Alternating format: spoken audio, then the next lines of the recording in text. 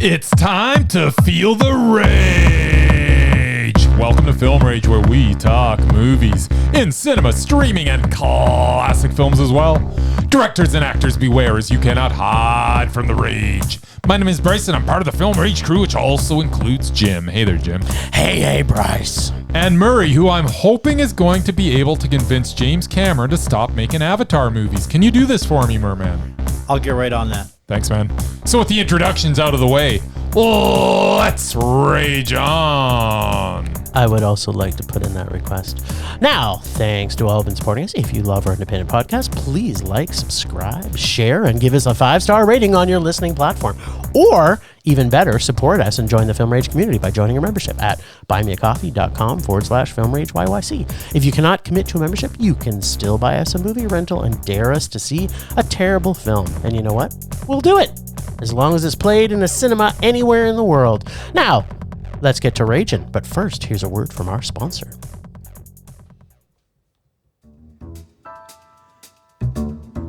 Hey, Bryce, what are you doing tonight? I'm going to my favorite cinema, Canyon Meadows Cinema, to see the best second-run movies at the best price. What? How inexpensive are they? Regular price is $5. Regular price is $5. Makes me hope they also serve pizza. They do, plus a lot of other great food choices. Plus, I'm planning my office Christmas party there. They can host a plethora of options for any get-together. Gaming, movie, drag show. Drag show? Now I know where I'm planning my next party. Hey, maybe you think there's a Liam Neeson or a superhero movie planned? Ugh, I hope not. But maybe there'll be a great independent documentary. Sure. Call CMC at 403-670-5444 to book a special event or go online at canyonmeadowscinema.ca.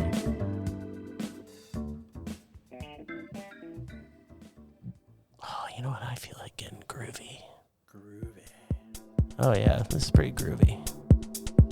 Are you feeling groovy, Bryce? Not particularly. I think Feeling groovy. I think Bryce has lost his groove. Oh, You should no. talk to Stella. Stella! We went to the movies, Yeah, We did. didn't we? sure did. It was chock full of Fun Kit number 7. I don't know what that It was reference full of is. something. Yeah, it was full of something.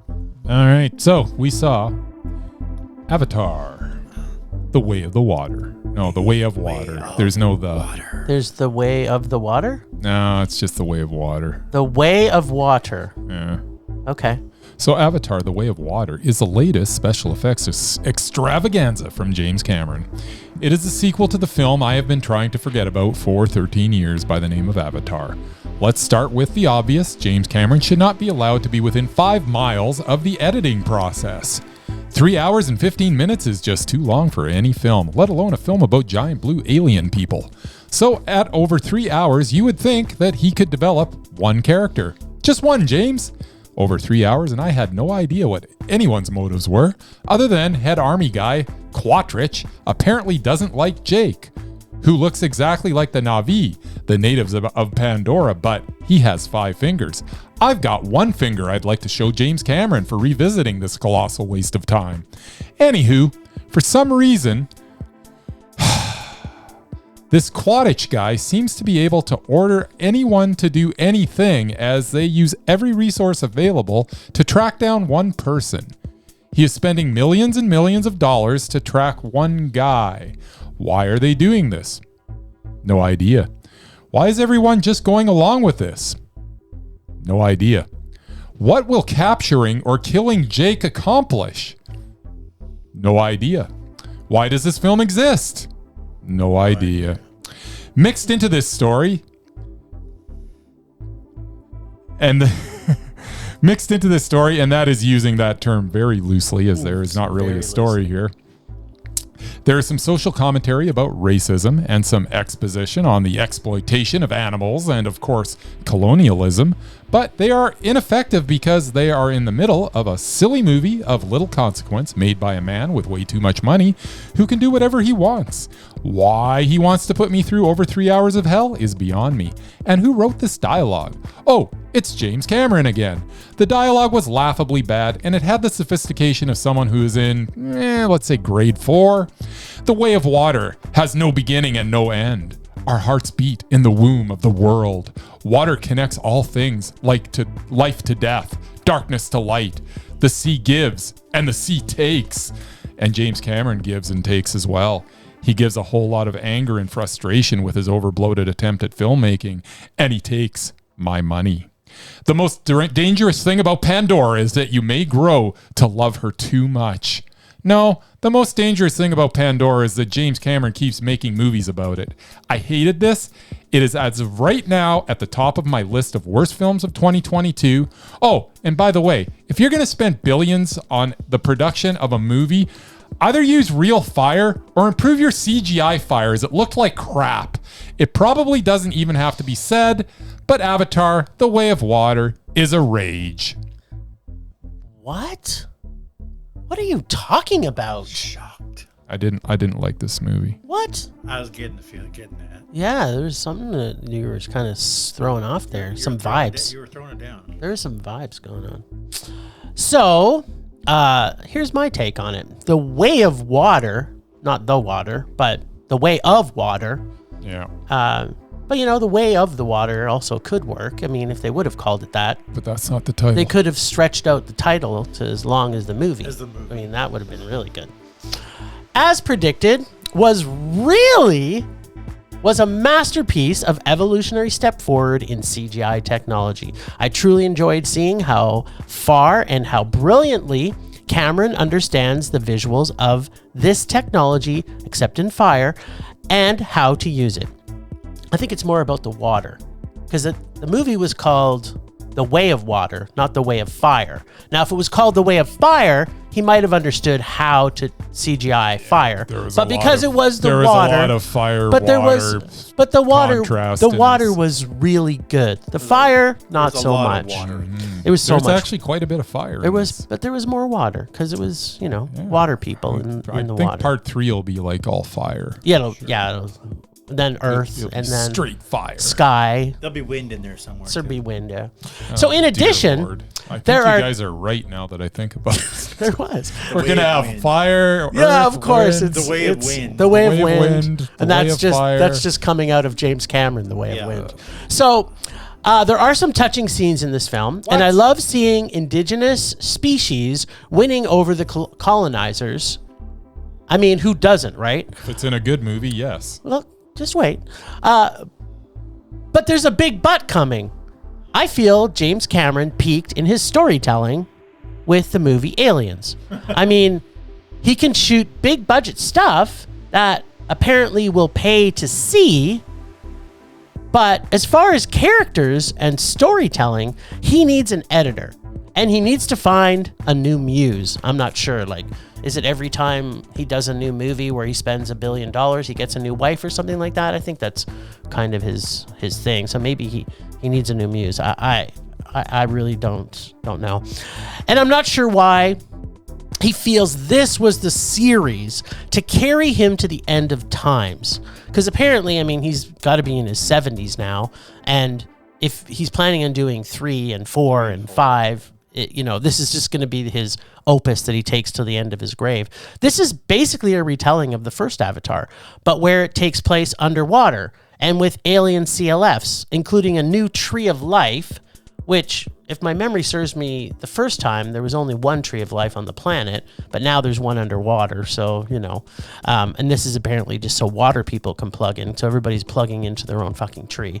This film does an okay job introing the Avatar's CLFs. But just like Disney has done countless times before, and in all the MCU and other series, Cameron does not bring us anything new. The story is predictable for the most part, unoriginal, because, it's basically the first story, except with kids. So everybody loves kids, right?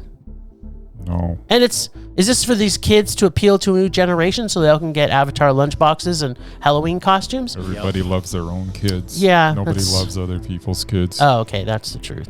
Yeah, so I have a feeling this movie was made so that, you know, all the people that watched Avatar originally who were kids grew up liking it, and now they have kids and they want them to like it. Subject their own kids to it. Yeah, they're going to subject these kids to it. In addition to this, it is way too long and stretched out to tiresome ends where we have memory flashbacks and corny sayings and unoriginal script. This may be a visual masterpiece, which in my opinion, there's nothing like this in the CGI world yet that can touch this film. Yeah. But the film itself did not need to be made and did not need to be that long. Oh yeah, and also it was a rage. The youngest of the Avatar CLFs did sum this movie up very well when she said the line, "I'm on the boat again? I feel the same way." And we didn't get to see this with the Mur. No, we didn't. This was Bryce and me. Because you guys went out when it was Minus 30. cold. Oh God, was it cold? And I was not going to do that. So I saw it when the weather was still nice in my Nice. local cinema, which is 5 minutes from my house. Very nice. Oh wait, was it as big a screen as ours? Probably not. I'm not comparing screen sizes. I was or in the third anything, row. but- so it was pretty big. I was at the back. Cinematic masterpiece. Emotional. Visceral. Phenomenal. Visual feast. Worth the wait. Breathtaking. Thrilling. As big as movies get. That is what most of the people who saw this thought about it.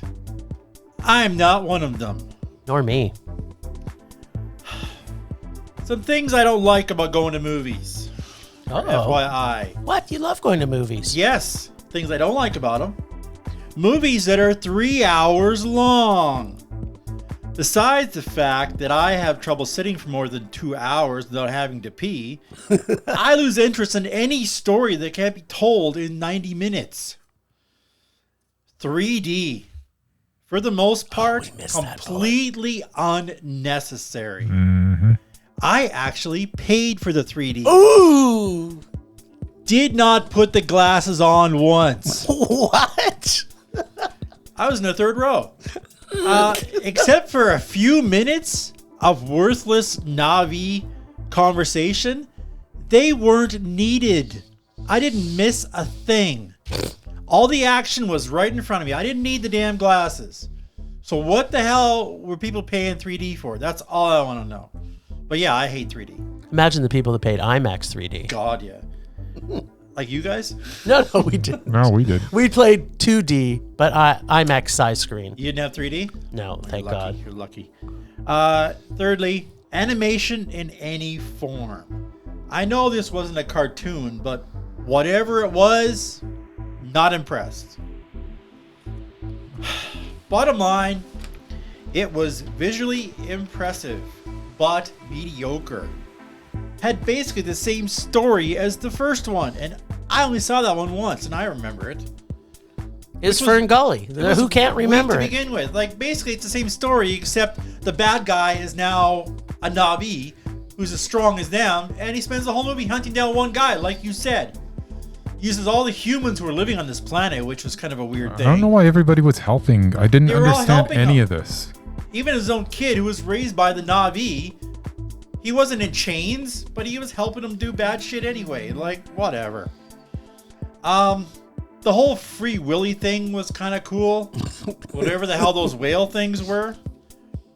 Not worth the money or the 3 hours I won't get back.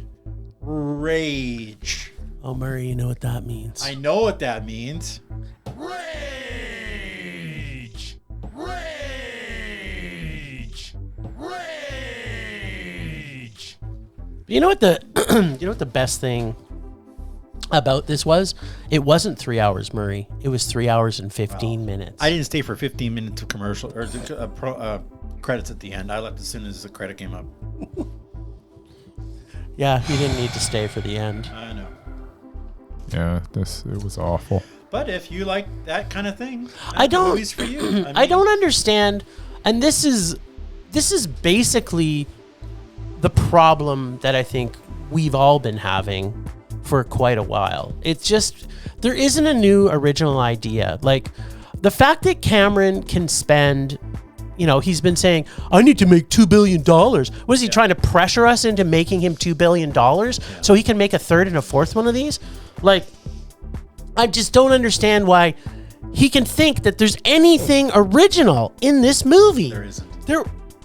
There was nothing. It was basically the same movie as the first, just stretched out an extra 45 minutes. And, the only thing that didn't happen in the first one did happen in the first one, but didn't happen in the second one, was they didn't blow up the tree.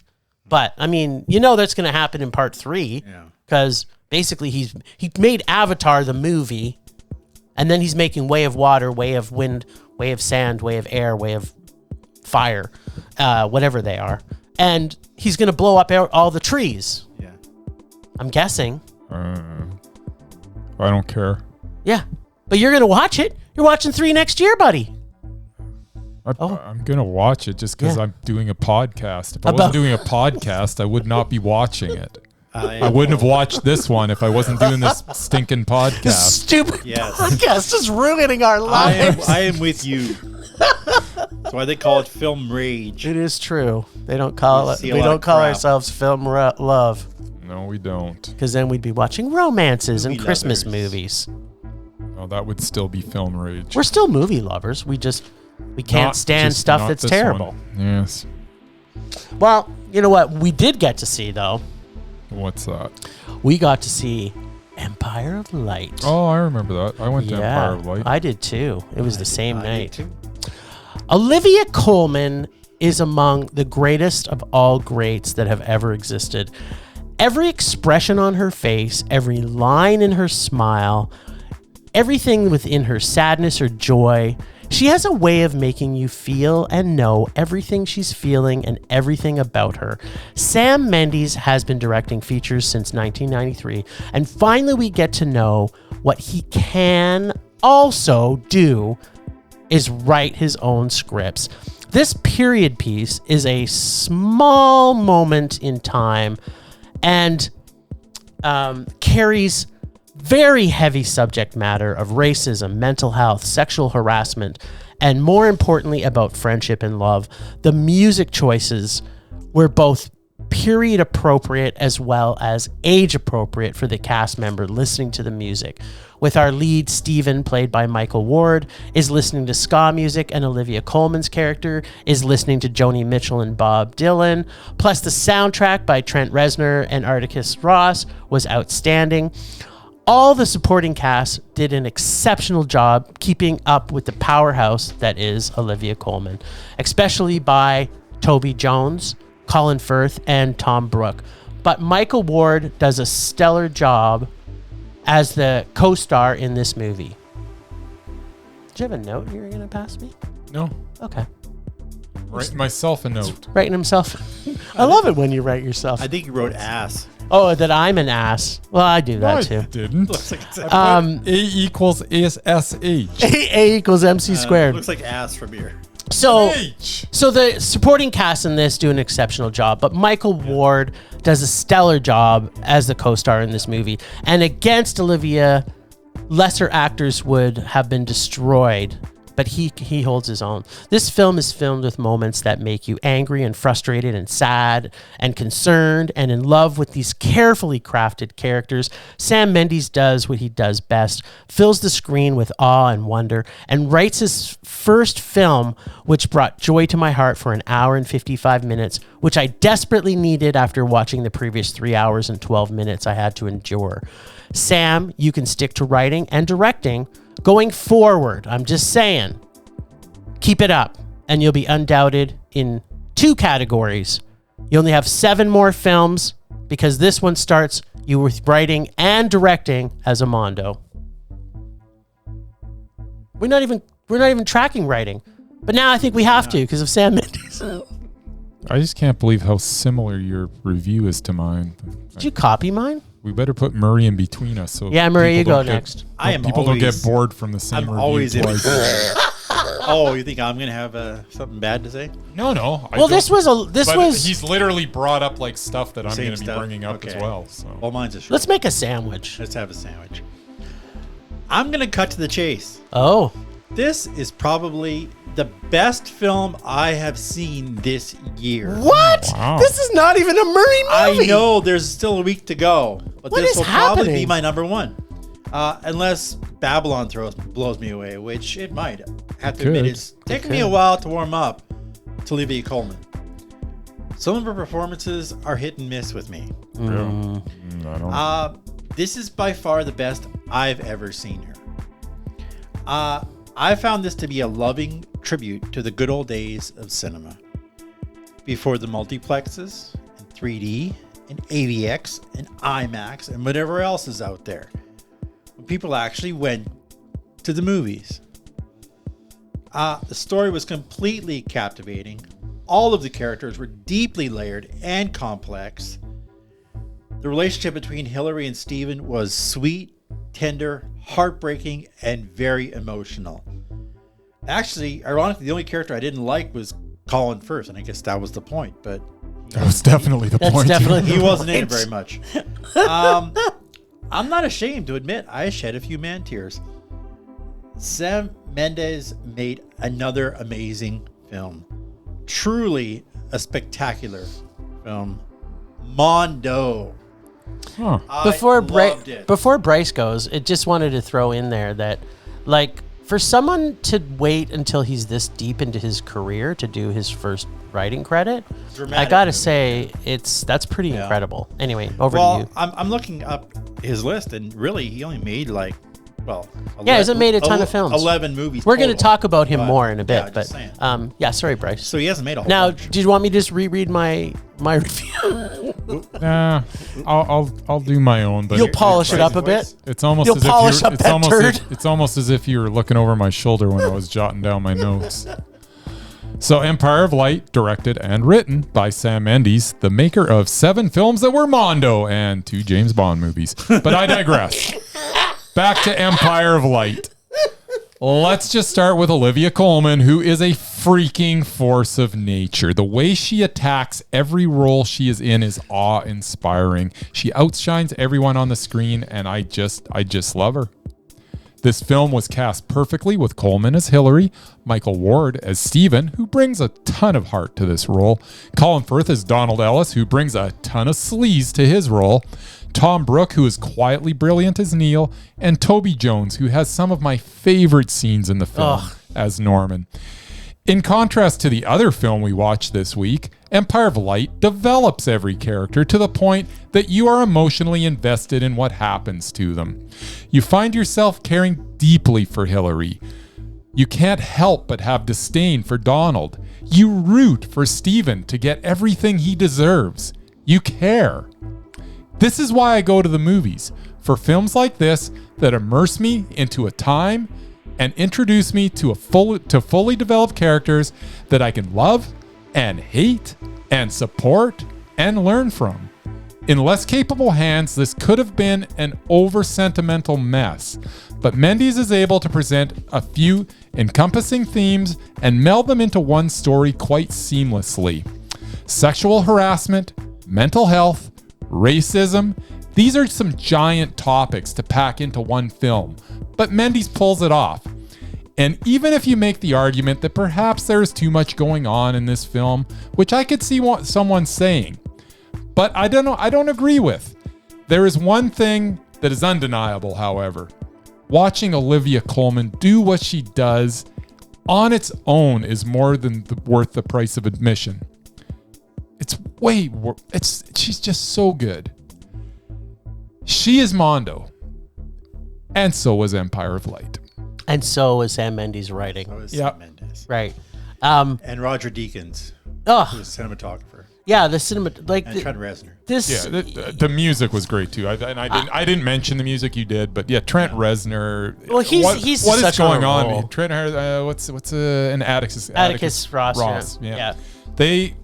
they're kind of a They're a force dynamic of, duo now in film music, Yeah, for sure. it's crazy how many times you're like, wow, this music's really good, and then you go, of it's course, Trent it's Reznor. Reznor and Ross. But that's the thing about Reznor, right? Like, he's been doing, like, from his 9 Inch Nails onwards, like from his first 9 Inch Nails album, which is a very synthesizer digital type film. So for him to go to that, to this, to music, to go to this is almost a natural progression for his music, because he kind of went digital, and then he went, put real guitars and things in 9 Inch Nails, but he always had the base of understanding the tech side of music. And to be honest, I mean, he adapts to whatever film that he's making the music for too. Like you wouldn't know it by just listening to every individual score that it's the same person. He truly. He can change everything. Is so different, but everything fits so perfectly. Like he's a talented dude. You know what was interesting though, when I was doing a bit of research on the music for this, is that it's all about those two, and they don't talk enough about the power of the song choices that were also put into here. I mean, they had Dylan tracks that weren't like the usual Dylan tracks. They had Joni Mitchell in there. Yep. They had not General Public. Who was before General Public? It's the same band. English Beat, right? Like, so they had such great dynamics of music, which to me, it set the tone, because you have the kids, as I call them, like, the younger crowd that are at the theater listening to the new ska that's come out, right? And it's the bridge that we all know, because we've seen 17 documentaries in the last 2 years about the coming together of the black and white communities in Britain to create ska, which came from punk, right? And then the older crowd are listening to a different music sect, and it fits so well inside the capture of this movie. Yeah. It's just breathtaking. And as much as I will agree, Murray, that I think Olivia Coleman, I mean, we all know how much we love her, but coming out of the movie theater, I have to always compare any role she does to the Lost Daughter, because to me that is Olivia Coleman's opus. And I didn't like that one. That is her opus. Yeah. And you might just want to go back and rewatch it to rewatch her in that. No, she was good in it. Just she wasn't She good. was beyond She was anything that's ever been done. Yeah. This movie is great.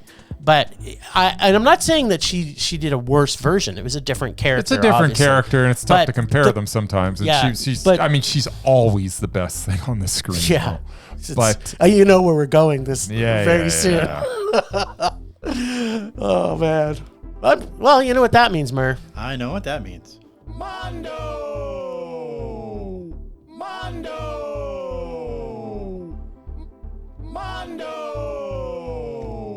Yay. That's very rare. So we went from torture to love in one afternoon. You guys did it on the same day. Yeah, Yes. I'm sure glad I we split did. mine up because that's. So you went to bed after seeing Avatar I saw Avatar in the middle of the day. Waterworld, or whatever. I saw it like I am 4 in the so afternoon. glad we watched Avatar first, because that was the taste that I was yeah, left seriously, with. it was in 3D. I had the glasses. I didn't put them on at the start.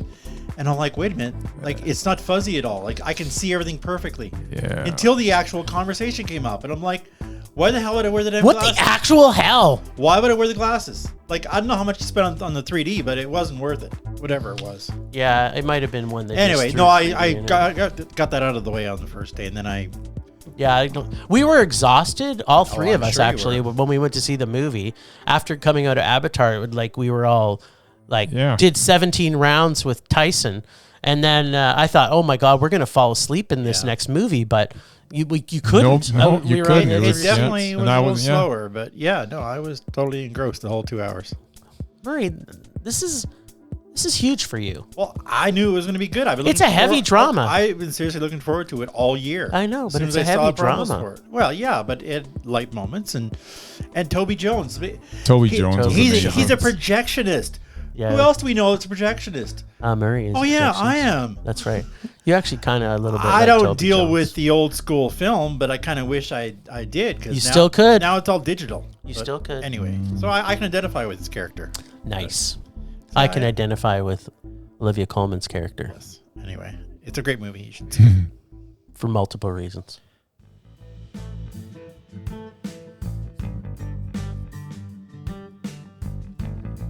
Merry Christmas. That's all I got. Merry Christmas. I already did enough rage in this episode. You did a bit of rage for sure. So that's... So your Murman Minute is wishing everybody a Merry Christmas? That is correct, because I know you guys won't do it. That's right. We're all about Krampus. You're all about Krampus. Anyway, that's all I got. I could rage about Cameron, but what's the point? You don't have to worry. It's coming up soon. Vision blurring. Rage taking over.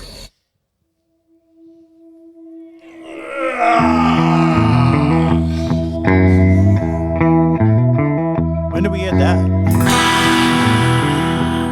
That's a new button. That's a new button. So, I'm not going to say the words because it's very obvious what we all hated this week. It's just so blatantly obvious. But what I'm going to complain about is... Actually, I'm not going to complain. I'm going to rage about it. I'm going to rage about the fact that I have a feeling that for whatever reason that the way of the water world is going to make its money back.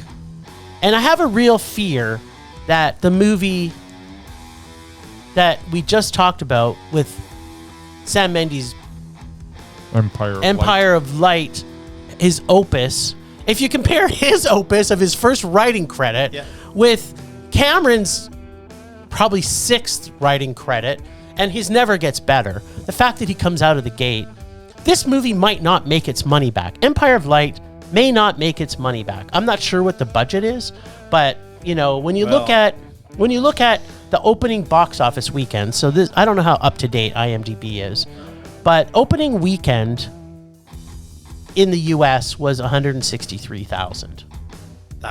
Worldwide, this has only made $542,000 US dollars. And I'm sure as hell it was produced for more than that much money. Yep. So the fact that a movie of this caliber that brings together some of the most brilliant actors, one of the most brilliant directors, and just is visually stunning with natural cinematography, isn't going to make its money back.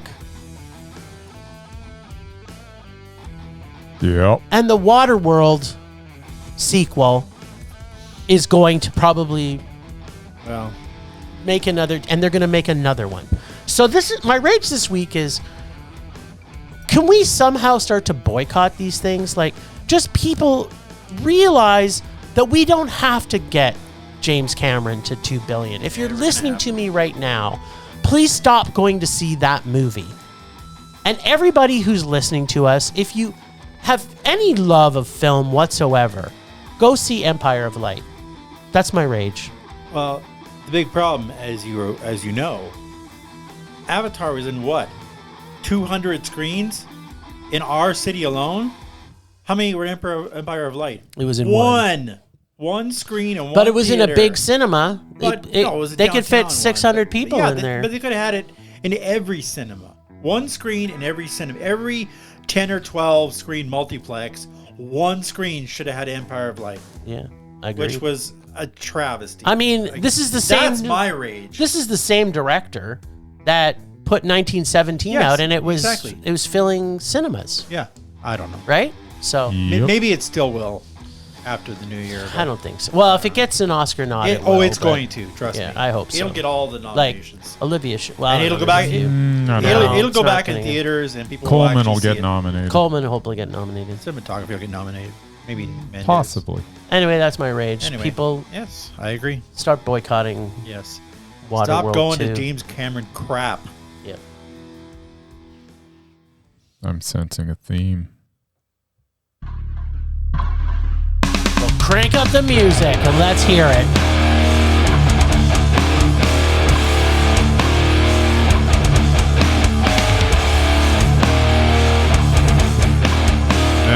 It's touched upon, my rage this week is that apparently there are going to be at least 5 Avatar movies. According to IMDb, Avatar 3 is in post-production already, and Avatars 4 and 5 are currently in production. This makes me angry. James Cameron needs to stop. His giant blue alien movies are awful. That is my rage.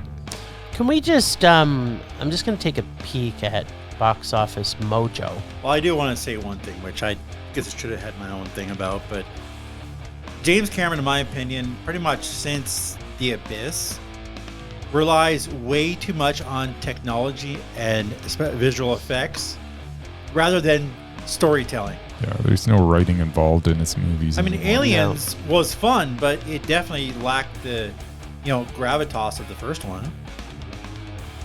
Yeah, I mean, well, Bryce isn't an Alien fan, so he Yeah, but doesn't I mean, like the second one was an action movie. It was all pithy lines and violence, where the first one was. But it was fun, slow and drawn. Like out. it was fun. I don't know what he's doing now. And I don't know about T2 compared to Terminator, but I mean, again, it was the action movie as opposed to a real story. Yeah, I like T2. Yeah, T2 I like too. No, he relies too much on visual effects and flashy effect, like as opposed to actual telling a story. Which I don't like these movies. He's so full of himself. Oh yeah. Interviews afterwards, even after the Titanic, there was an interview with him, and they said, well, your movie was too long, we could edit it, which we all know that every one of his movies that's 3 hours long, you can take at least an hour. 3 out hours of it. long. So this movie has already made $555 million. Yeah. So, and we still have Christmas holidays to go but it only through. made like 100 and something on the opening weekend. Right, but which do you remember Avatar the original Avatar was top of the box office for 15 weeks or something. Because it was in the theaters for 13 weeks. Yeah, please, people, just stop watching it. Just stop. Just everybody stop now, and he won't make 3 and 4 and 5. No, they're 3's already. Yeah, but made. if he loses all that money, the studio's going to say, okay, we better stop. Cut our losses now. That ain't gonna happen. Isn't Disney on all this crap? I don't know. It's just as bad as Disney. Rage subsiding. Pulse slowing. Anger fading.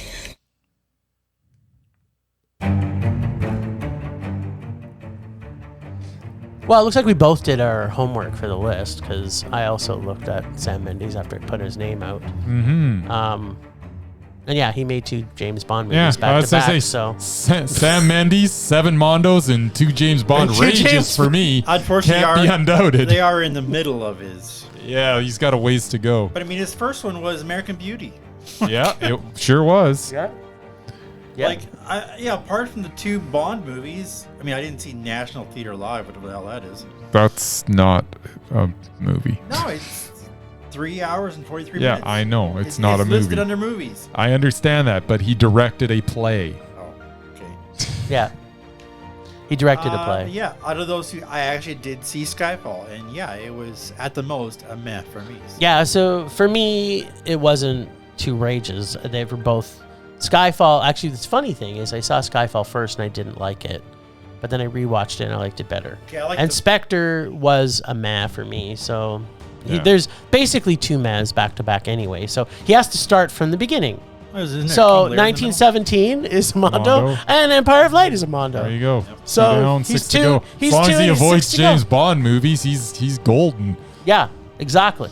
And he's got a few upcoming things on the docket. I don't know. Oh, producer, man, he's producing a lot of stuff. He hasn't got anything in his director chair. It's all production. No, Yeah. So nothing listed. We'll see, but yeah, no, he's awesome. he's still pretty young. He's like a year younger than me, so Oh yeah. he's still got. He could definitely be undoubted in the future, but yeah, I wish he just wouldn't have taken those James Bond movies. Yeah, well, but someone had to do him. Well, he's British, right? So it's like an honor. They take it like as an honor. Didn't Adele do like 3 soundtracks in that series? So Something like that. might as well get it out of the way. I think we have to discuss Olivia Coleman on 2 fronts. Yeah. Although I don't think she's going to survive. I think you need to watch something again. Why? Because it wasn't a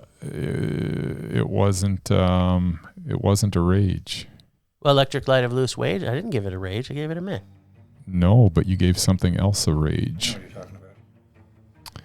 At any rate, let's Father, get. I like. Yeah, just Les Mis. we'll go over it in a second. No, that's not a movie. Just stop, stop, Jim. I will go through it instead of you sitting there scrolling through it, trying to go. What is he talking about? What are and you just talking wasting about? everybody's time. So stop it. Just Okay. stop right now. I'm If just I trying see to your find the finger go rage. right one more time, I'm going to slap you. Oh, will you? Yes. Okay. Anyway, so Olivia Coleman-Mesmerizing. Yes, absolutely. Yes. Yeah, I can go with that. Okay. So that's done. That's done. So here's the thing with the Undoubted. We can go through them. Empire of Light, Mondo. Yep. Joyride, I haven't seen yet.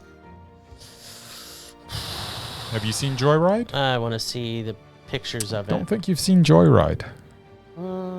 Doesn't. Came out this year. Yeah, it's somewhere. brand spanking new. It's ranking new. So I do have to see it. Nobody but- else I know. Yeah, is no, in I it. didn't see this. So it's All a right. smaller So movie. The Lost Daughter was Mondo. Yep. Here's the one that you gave a rage, and I think you need to watch it again because it wasn't. It was Mondo. It's a movie I didn't watch, but now I have. You never watched it?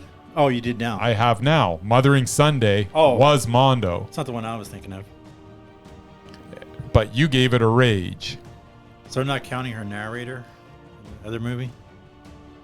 Electric Life of Louis Wayne. No, she was just a narrator in that. That doesn't count. Yeah. Ron's Gone Wrong. Okay, Did I? Yes, you did. So Yeah, I never saw it. The Father, I gave a meh, but I you liked gave it. a Mondo. I liked it.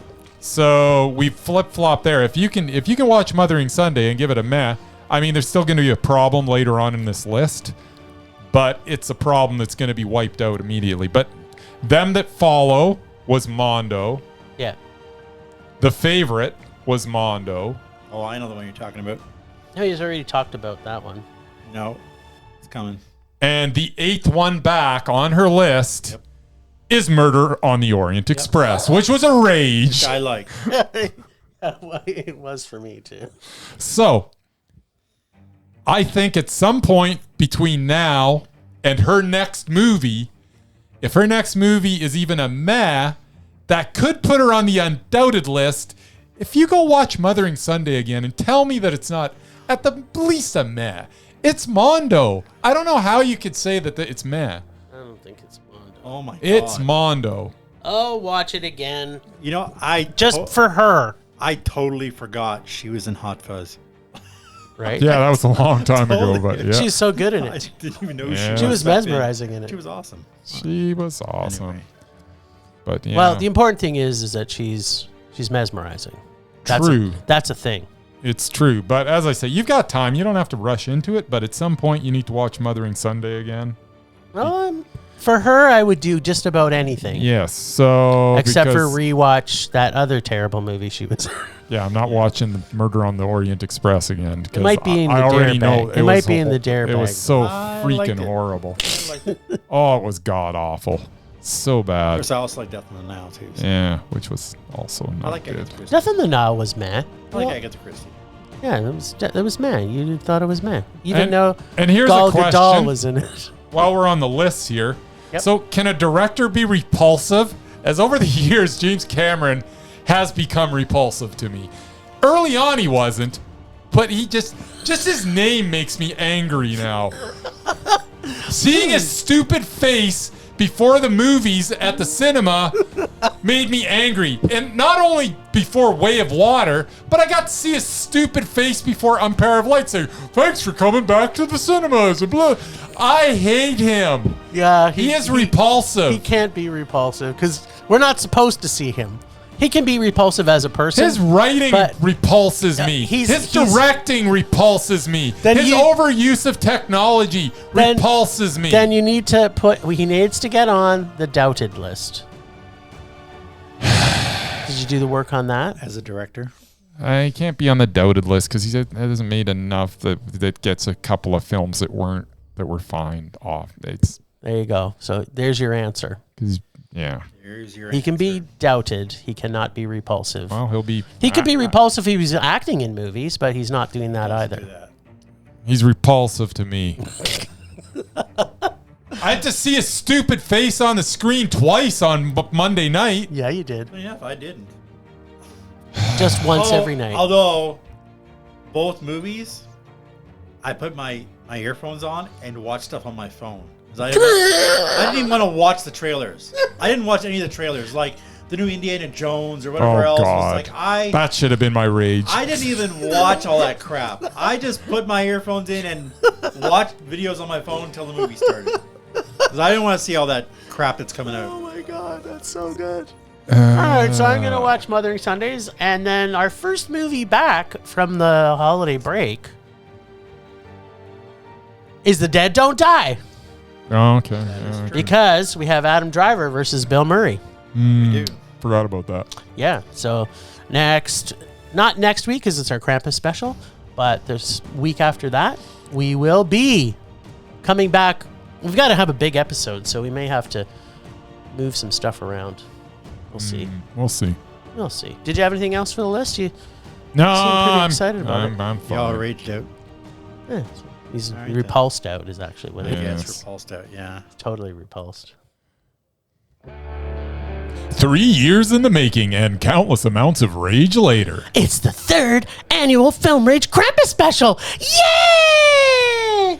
Yeah. With our very special guest, the god of rage himself, Casey the nerdy photographer. Hans Gruber had this to say.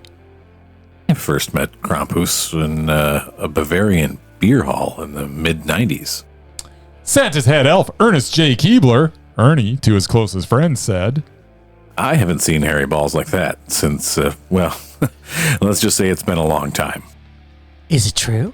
Will there be Krampus's hairy balls? Yep.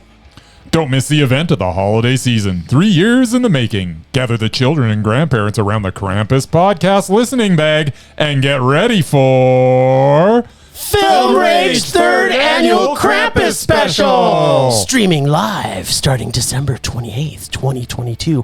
Everywhere. Look for Film Rage Podcast where you find your podcasts and feel the rage! Well, that was some blatant self-promotion. That was blatant self-promotion, but why not? Why not? It's our Do motherfucking whatever we podcast. Last week on Rage or Dare, Bryce tempted fate with Death by High School Musical 3 and survived when he pulled the 2002 action crime thriller Hard Cash. Can being forced to watch this train wreck of a movie really be considered survival, though? This week, it's Jim's turn to take his chances with Death by High School Musical 3. Wouldn't it be a great Christmas / Hanukkah / whatever holiday present if he pulled it out? He can enjoy it by a rolling fire with unlimited amounts of eggnog. Both options sound pretty awful to me, but as long as something makes Jim throw up, I'll be happy. See? I'm smiling. Now, let's check in with Bryce to see which version of Christian Slater will show up in Hard Cash. That's a joke. Christian Slater only has one side. A better question would be, why is Val Kilmer in this movie? What am I saying? This was around the same time that he did 10 Commandments, the musical, and that's not a joke. I know this isn't a deliciously awful remake, but seeing how last week I broke Bryce, I'm sure he should be well enough by now for this film that can't even decide what its name is. All right. Casey, I love you. Okay, here we go. Hard Cash, which apparently is also known as Run for the Money, has some problems. There is some silly dialogue and impossible situations. We have Vern Troyer popping out of a toilet where the lid was closed all the way. He is pretty small, but there is no way that guy can fit his entire body in a toilet. There is a car chase where the front grille is there, and then it isn't. And then it seems to be a different type of grill. What? The car chases are really quite hilarious, as every time they show the driver, it looks like a Starsky and Hutch or Dukes of Hazzard episode from the 70s or early 80s, with a projected background behind them as they pretend they are driving, moving the steering wheel back and forth, but it does not seem to be jiving with what is going on behind them. We are also supposed to believe that crooked FBI agents would use an off-track betting location to launder $2 million. You'll have to trust me that there is no way a little OTB location could attempt to launder that kind of cash. Or they could, but it would take at least a couple of years. There is also a scene which is especially hilarious, where they are on a speedboat traveling at extreme speeds, and yet their hair is not moving. Once again, not possible and totally hilarious. And while the acting is bad for the most part, with the likes of Christian Slater, Bokeem Woodbine, Daryl Hannah, and Balthazar Getty all delivering underwhelming performances, Val Kilmer stands out as FBI agent Mark C. Cornell. He leaves it all on the screen with his portrayal. He embraces the ridiculousness and makes this mess watchable as he camps it up and over-delivers every single line. And while the dialogue is for the most part pretty awful, Val makes it seem not so bad.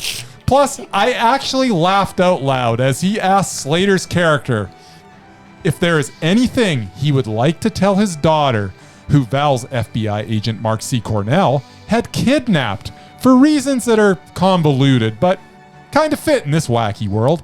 Slater says, "Just tell her that I love her." To which FBI agent Mark C. Cornell responds, "I'll tell her you said hi." I don't know why, but I must have laughed for a solid minute after that. Kilmer made this truly awful movie so much fun for me. It's not Mondo, but it's also definitely not a rage either. Hard Cash, aka Run for the Money, is meh. I actually really enjoyed this. What? Val Kilmer is freaking hilarious in it. It's just why. Like, if this was the only movie I'd seen Val Kilmer in, I'd say he's on the mesmerizing list.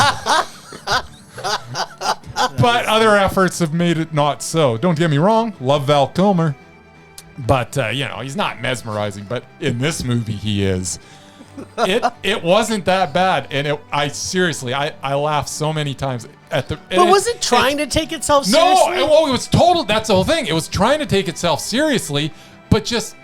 It's just such poor filmmaking. Like, just the stupidest little things. It's like, well, that can't happen. That can't happen. Like, it's just... Everything was so dumb that it was annoying for like 10 minutes, but then it wore you down. And you just found the joy in it. And honestly, by the end of the film, and once Val Kilmer popped up, man, every scene with Val Kilmer is freaking gold. Seriously. Even if you don't watch this whole movie, I suggest everybody sit there, fast forward until you get to Val Kilmer, and just stop and witness him in all his glory.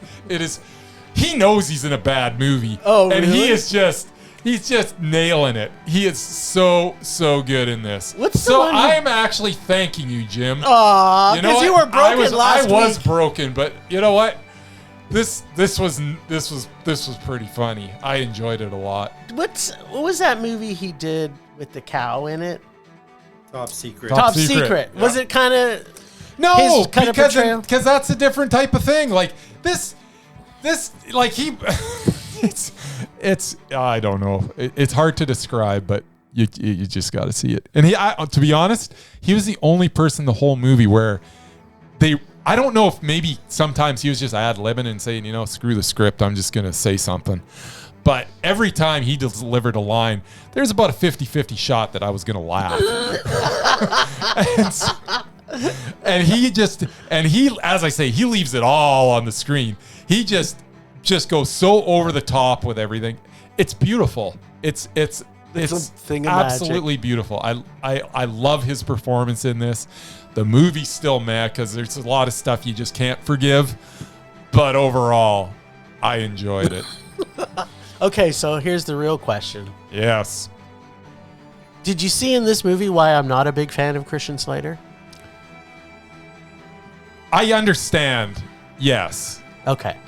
because Christian Slater plays Christian Slater in every role that he's in. He does. There's nothing different. There's no nuances to his performance. Yeah, he has no range. He has no range. I still enjoy the way Christian Slater delivers a line, though. I know he's just playing Christian Slater. I know he's not a super talented actor, but I still enjoy the Christian Slater shtick. The Christian if you don't enjoy the Christian Slater shtick, then you're I not don't- going to enjoy his movies as much. My biggest thing about actors in general is if they're one-noted actors. The thing is, it doesn't matter who the actor is. If you're a one-noted actor and that note is entertaining to me, it's fine. I'm not asking you to be in some heavy drama where you need to portray a certain thing. He was, even when he was in a heavyish drama, like what was that, Murder in the First? Yeah, I love that one. Yeah, he's fine. He doesn't wreck a movie. He just doesn't add anything to it. Man, have you seen True Romance? I have. He was fine. That movie's so awful. I really like that movie, actually. It's so terrible.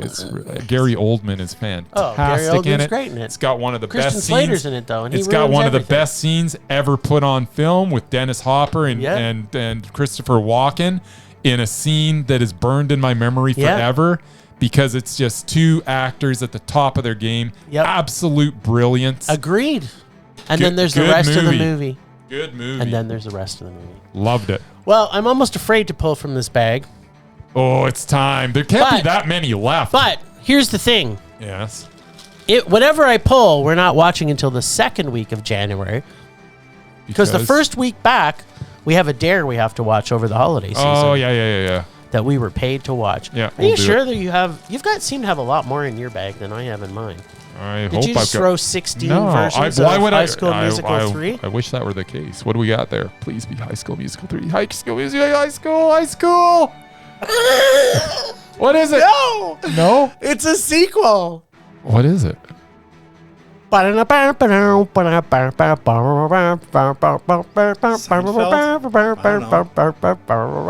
have no idea what you're doing right now. tell by the way I use my Staying Alive. Staying Alive. Yes. When we come back, second week of January, I will be talking about Staying Alive. Staying alive. Nice. Are any of those songs actually in that movie? I don't think they are. Yeah. Because the sequel was like... Wasn't Staying Alive in the first movie? I'm sure that I was, Yeah, but I'm sure. Staying Alive, the actual sequel was I'm like sure they stuck it in there. It was set in the 80s. He was like trying to go on Broadway or Yeah, something. it's so completely awful. Yeah. I remember seeing it, and he's like wearing leg warmers through the whole Yes, movie, he I is. think. Excellent. Which I'm okay with. I kind of like leg warmers. On a day like today, I wish I- when it was minus 35 standing at the bus, Yeah. I wish I had my leg You should have warmers. had leg warmers. That's right.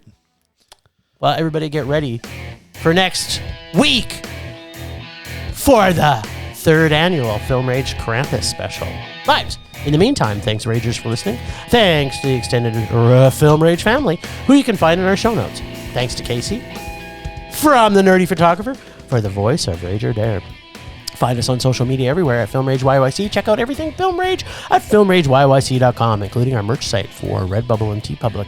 We are always wanting to make this a raging blast for all listeners, so please comment, like, and subscribe, and send us emails to filmragecalgary@gmail.com. Dare us to see terrible movies to fuel our rage, but no matter what you do, stay alive. And please, please, please, make us rage. That's it for this week. I'll rage on. Stay alive. Rage on.